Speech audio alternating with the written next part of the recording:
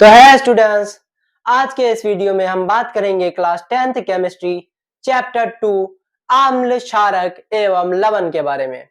तो दोस्तों यह चैप्टर काफी ज्यादा इंटरेस्टिंग होने वाला है, इसलिए अपने कुर्सियों की पेटी बांध लीजिए क्योंकि क्लास सुधरने वाला है। तो सबसे पहले हम बात करते हैं अम्ल की। तो दोस्तों अम्ल को अंग्रेजी में एसिड कहा जाता है और एसिड शब्द की उत्पत्ति लैटिन भाषा के एसिडस शब्द से हुई है जिसका मतलब होता है खट्टा। तो हम कह सकते हैं कि अम्ल वह है जिसका स्वाद खट्टा होता है। एग्जाम के पॉइंट ऑफ व्यू से एक काफी ज्यादा इंपॉर्टेंट क्वेश्चन, अम्ल के भौतिक गुणधर्म। तो आइए बात करते हैं अम्ल के भौतिक गुणधर्मों के बारे में।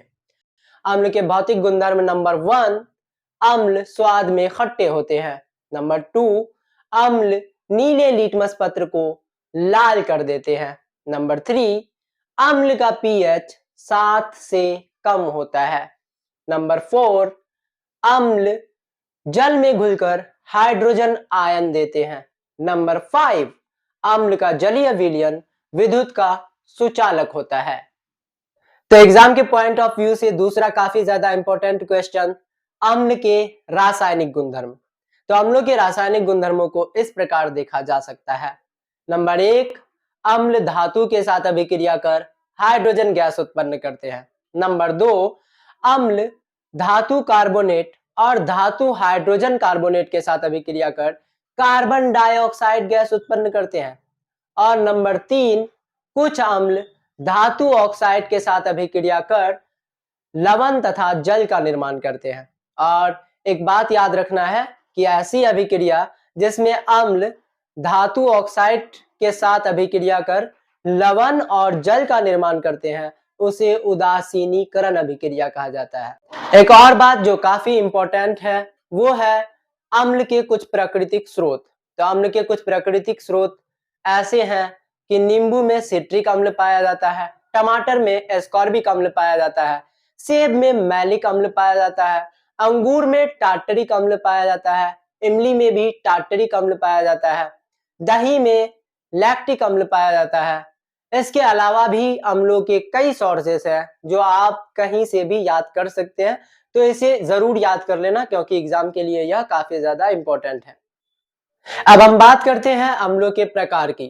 तो अम्ल 4 प्रकार के होते हैं, सांद्र अम्ल, तनु अम्ल, प्रबल अम्ल और दुर्बल अम्ल। सबसे पहले बात करते हैं प्रबल अम्ल की। तो प्रबल अम्ल वे होते हैं जिनमें हाइड्रोजन आयन त्याग करने की क्षमता उच्च होती है और प्रबल अम्ल जल में पूरी तरह से आयनित हो जाते हैं।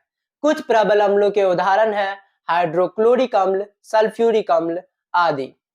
दुर्बल अम्ल वे अम्ल होते हैं जिनमें हाइड्रोजन आयन को त्याग करने की क्षमता कम होती है और ये दुर्बल अम्ल पूरी तरह से जल में आयनित नहीं हो सकते हैं। सांद्र अम्ल ऐसे अम्ल को कहा जाता है जिसमें अम्ल की मात्रा काफी ज्यादा होती है और जल की मात्रा कम होती है, ऐसे ही अम्ल को सांद्र अम्ल कहा जाता है। तनु अम्ल ऐसे अम्ल को कहा जाता है जिसमें जल की मात्रा तो काफी ज्यादा होती है और अम्ल की मात्रा कम होती है। आज की क्लास में बस इतना ही।